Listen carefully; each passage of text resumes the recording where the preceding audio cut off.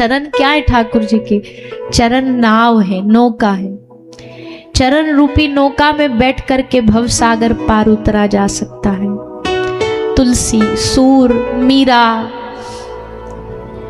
जितने भी भगवान के भक्त हुए सबने ठाकुर जी के चरणों की महिमा गाई, क्योंकि उन चरणों की कृपा से ही तो सब प्राप्त होता है, उन चरणों से ही सब प्राप्त होता है। और तो और ठाकुर जी को खुद अपने चरण इतने प्रिय हैं, उन पे ठाकुर जी रीझ जाते हैं। आहा, इतने सुंदर कोमल चरण किसके हैं? तो बाल स्वरूप में पल्ले में पड़े पड़े चरणों को, अपने चरणों के अंगूठे को अपने मुख में डाल लेते हैं। ठाकुर जी खुद बलिहार हो रहे हैं अपने चरणों के ऊपर, अपने स्वरूप के ऊपर। ठाकुर जी आए, देखा खंबे में अपना प्रतिबिंब देखा। मैया के घर में 84 खंबे थे, सब चमकदार, ऐसे कि चेहरा देख लो। ठाकुर जी देखे और देख करके एकदम बावरे हो गए। आहा, कितना सुंदर बालक है ये, कौन है ये? भागे भागे मैया को बुला के लाए। मैया, हमारे घर में एक बड़ो सुंदर बालक आयो, बड़ो मलूक बालक आयो है, कितनो बढ़िया रूप है वाको। तो मैया आई, कहाँ दिखा? बोले देख मैया, ये ठाड़ो खंबा में दिख रहे हो। अरे ये भी अपनी मैया को बुला लायो, देखो मैया कितनो सुंदर, कितनो प्यारो। मैया बोली अरे बाबरे, ये तू ही है, तेरो ही चेहरा है। ठाकुर जी देख के स्तब्ध हो गए, अपने रूप को देख के स्तब्ध हो गए। हमारा रूप इतना सुंदर है। ठाकुर जी ने कहा ये तो हम घाटे में हो गए, फिर तो सारा जगत हमारे रूप का आनंद ले सकता, मजा ले सकता, वह हम ही नहीं ले सकते। इससे बड़ा घाटा क्या होगा कि हम अपना स्वरूप ही नहीं, रस नहीं ले पा रहे। ठाकुर जी ने बोला हाँ, ये घाटा बर्दाश्त नहीं, हम भी अपने रूप का आनंद लेंगे। हम भी तो देखते कैसा रूप है, हम भी तो देखते कैसा रूप है। तो कृष्ण का रूप देखने के लिए और राधा रानी का स्वभाव जानने के लिए ठाकुर जी ने कलयुग में श्री चैतन्य गौरांग महाप्रभु के रूप में अवतारे हुए।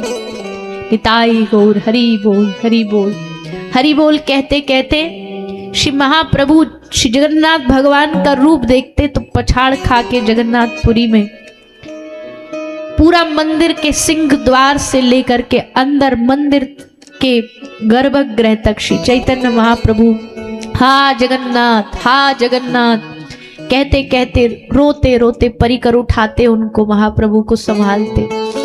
महाप्रभु जगन्नाथ जी के चरणों तक ऐसे ही जाते। जगन्नाथ जी का स्वरूप का दर्शन किया चैतन्य रूप में और श्री राधा रानी के स्वभाव का दर्शन किया। राधा रानी का स्वभाव श्री जगन्नाथ भगवान के स्वरूप में विराजमान।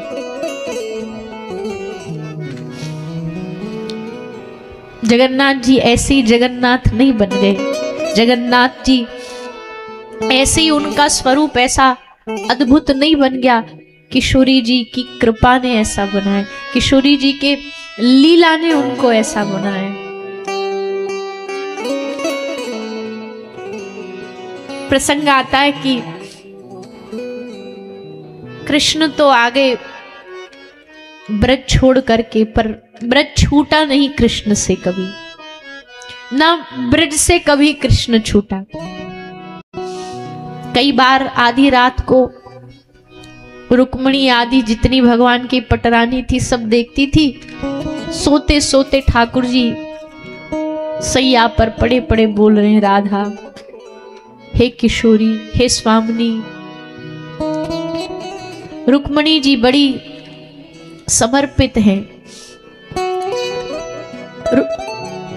रुक्मणी जी कृष्ण को तो प्रेम करती हैं, पर जब श्री राधा रानी को उन्होंने कुरुक्षेत्र में देखा ना रुक्मणी जी ने, उसके बाद कृष्ण से ज्यादा रुक्मणी जी राधा रानी की भक्त बन गई, उनके प्रेम में डूब गई। प्रेम में ईर्ष्या नहीं होती। अब तक पता नहीं है रानियों को कि श्री राधा रानी, राधा का नाम जो कृष्ण लेते हैं ये कौन है। एक दिन रोहिणी मैया को अपने पास बिठाया, माँ आप तो कृष्ण के साथ ब्रज में रही हो, आपको तो पता है तो आपको जरूर मालूम होगा कि ये राधा कौन थी। रोहिणी मैया ने कहा पता तो है, बता भी सकती हूं जो मुझसे बन पड़ेगा अपनी वाणी में, पर मैं एक बात जानती हूं, अगर मैंने कौन थी श्री राधा रानी, उनकी लीला, उनका मिलन, उनका विरह तुमको बताया और उसको कृष्ण ने सुन लिया तो अनर्थ हो जाएगा। पत्नियां बोली अभी सही समय है, प्रभु महासभा में बैठे हैं, सुधर्मा सभा में, तो इतनी दूर थोड़ी आवाज जाएगी आपकी बोलने की। रोहिणी मैया ने कहा अरे बावरी, राधा नाम इतना मीठा है, इतना प्यारा है और कृष्ण को इतना प्यारा है कि तुम सुधर्मा सभा की बात करती हो। कोई दूसरे ब्रह्मांड में भी राधा बोलेगा ना तो कन्हैया उसके पास, उसके पीछे पीछे दौड़ा चला जाएगा। इसके कान खड़े हो जाएंगे राधा नाम सुनकर के कि किसने मेरी स्वामिनी जी का नाम लिया। बोली कोई बात नहीं, चिंता ना करो, आप वो हम पर छोड़ दो, आप बस सुनाओ हमको राधा रानी कौन थी। द्वारपाल खड़े कर देंगी। बोले कन्हैया द्वारपालों से नहीं रुकेगा। तो बोले उनकी बहन सुभद्रा को खड़ा कर देंगी कि तू बाहर दरवाजे पर खड़ी हो जा, कन्हैया आए तो रोक देना। दरवाजा बंद कर दिया गया एकदम, क्योंकि कृष्ण चरित खुले मैदानों में बोला जा सकता है, पर राधा रानी का चरित्र भीड़ का विषय नहीं है। राधा रानी की लीला प्रेम का विषय है, अधिकारी हर कोई नहीं हो सकता। इसलिए गुप्त रूप में दरवाजा बंद करके रानियों को श्री रोहिणी मैया ने श्री राधा रानी की लीला सुनाना शुरू किया। कहा रानियों, ब्रज में एक बड़ा सुंदर सा गांव था, गांव है जिसका नाम है वृषभानुपुर, और उस वृषभानुपुर में माँ कीर्ति के घर में, वृषभानु जी के घर में एक लाली प्रकट हुई, यमुना जी की गोद में बहती बहती श्री वृषभानु जी को प्राप्त हुई। नाम था उसका राधा। जैसे राधा बोला, सुधर्मा सभा में बड़ी महत्वपूर्ण कोई जानकारी बांटी जा रही थी, कृष्ण वहीं बैठे थे। जैसे राधा बोला रोहिणी मैया ने, तो ठाकुर जी के शरीर का एक एक रुआ खड़ा हो गया। किसी ने राधा बोला इस द्वारिका में, कहां से आवाज आ रही है? रोंगटे खड़े होने लगे, शरीर रोमांचित होने लगा। दाऊ दादा वहीं बैठे थे, देख रहे कि कुछ हो रहा है कृष्ण को। बलराम जी ने हाथ भी पकड़ा, क्या हुआ? दादा कोई किशोरी जी का नाम ले रहा, पर यहां कौन जानता है उनको, कोई उनके नाम से परिचित नहीं है। ठाकुर जी कहते पर मुझे पता है, कहीं कुछ बोला जा रहा है, कहीं कुछ सुनाया जा रहा है। बलराम जी ने कहा संभालो, पूरी सभा बैठी है, देख रही है, क्या बोलेगी। आंख से आंसू झर रहे हैं। द्वारिका का राजा रोता हुआ अच्छा नहीं लगता, लेकिन जैसे जैसे रोहिणी मैया श्री राधा रानी का चरित्र सुनाती गई, ठाकुर जी का धैर्य टूट गया। उठे, सभा छोड़ करके भागे, दौड़े। बलराम जी भी पीछे पीछे उनको संभालने भागे। भागते भागते दोनों द्वार पर जाकर के खड़े हो गए। सुभद्रा मैया ने कहा आप अंदर नहीं जा सकते हैं, हमें इसलिए खड़ा किया गया कि आपको भीतर प्रवेश न मिल जाए। ठाकुर जी ने कहा कोई बात नहीं, अंदर नहीं जाएंगे, पर यहाँ तो कान लगा के सुन सकते हैं।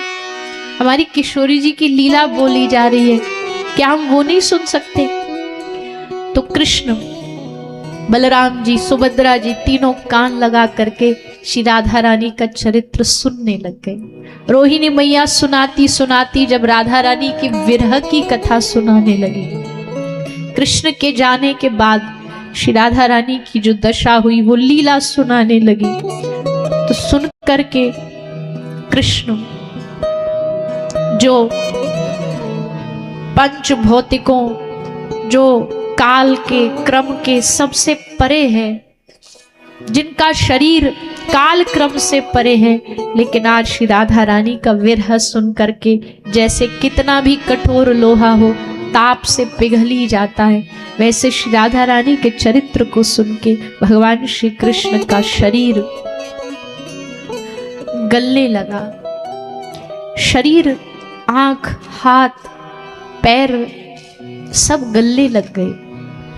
बलराम जी का शरीर गलने लग गया, सुभद्रा जी का शरीर गलने लग गया। ऐसा लीला वर्णन रोहिणी मैया ने किया। उसी समय देवर्षि नारद जी द्वारिका आए भगवान का दर्शन करने। दरवाजे पर देखा, तीनों कान लगा के खड़े हैं, आधा शरीर पिघल चुका है, आंखें विशाल बन चुकी हैं, हाथ अंदर धंस चुके हैं, चरण अंदर धंस चुके हैं। नारद जी ने जोर से आवाज लगाई, रोक दो, बंद कर दो, इस चरित्र को आगे मत बोलो, नहीं तो कृष्ण का अस्तित्व नहीं रहेगा, कृष्ण गल जाएंगे। किसके प्रेम में? श्री राधा रानी के प्रेम में, श्री राधा रानी के विरह में।